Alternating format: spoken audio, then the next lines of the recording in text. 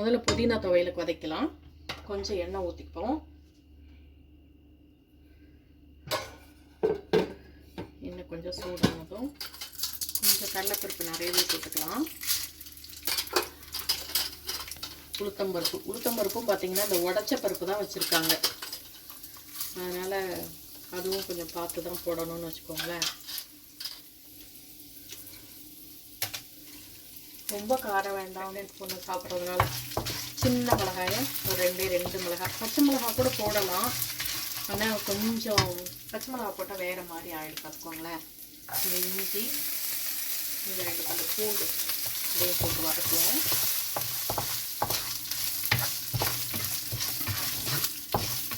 அவ்வளோதான். செவந்துச்சு பார்த்தீங்களா? செவந்ததுக்கப்புறம் இந்த புதினா, கொத்தமல்லி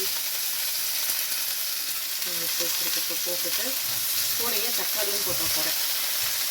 வதங்கணும்ல தக்காளியும்.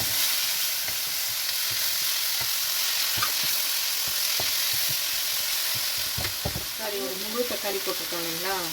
சரி, அது ப்ரெக்னென்ட் பொண்ணு சாப்பிட்றதுனால கொஞ்சம் நல்லாவே புளி போட்டுப்போம். ஒரு கொட்டை அளவுக்கு போட்டால் போதும். கொஞ்சம் புதினா மட்டும் எடுத்துக்கலாம்.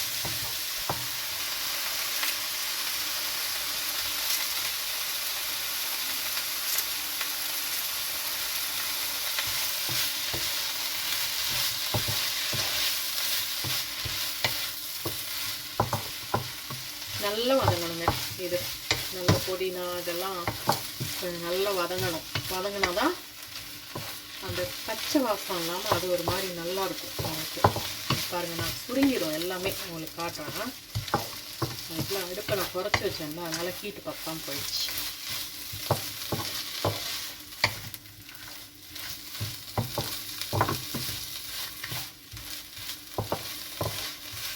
அது கிச்சன் எப்பயுமே நம்ம சொல்கிற மாதிரி நமக்கு பழக்கப்பட்ட கிச்சன், பழக்கப்பட்ட பாத்திரம் அப்படி இருந்தால் தான் நமக்கு கொஞ்சம் நல்லா சமைக்க வருது இல்லைங்களா?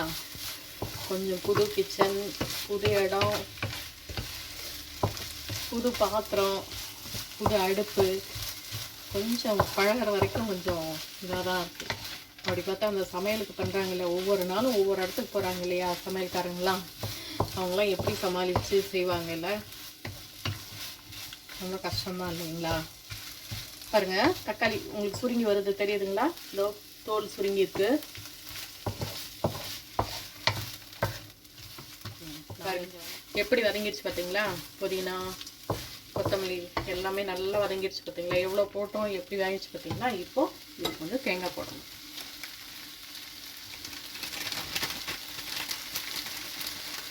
ட்ரை கோகோனட்டும் வச்சுருக்காங்க, பட் இதுக்கு ட்ரை கோகோனட் நல்லா இருக்காது.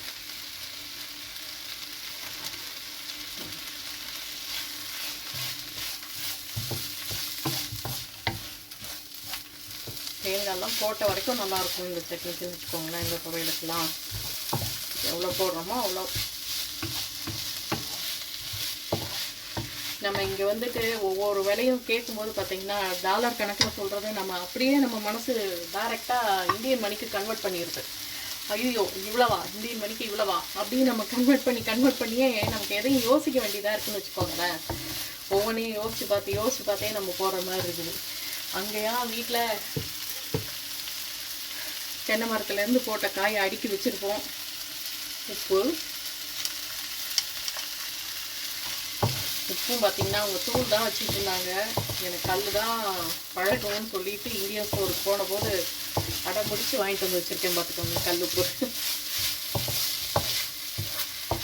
அவ்வளோதாங்க, இது வதங்கிடுச்சா? இது எடுத்து வச்சுட்டு ஆறட்டும். ஆற விட்டு அரைச்சா புதினா கொத்தமல்லி துவையல் ரெடி.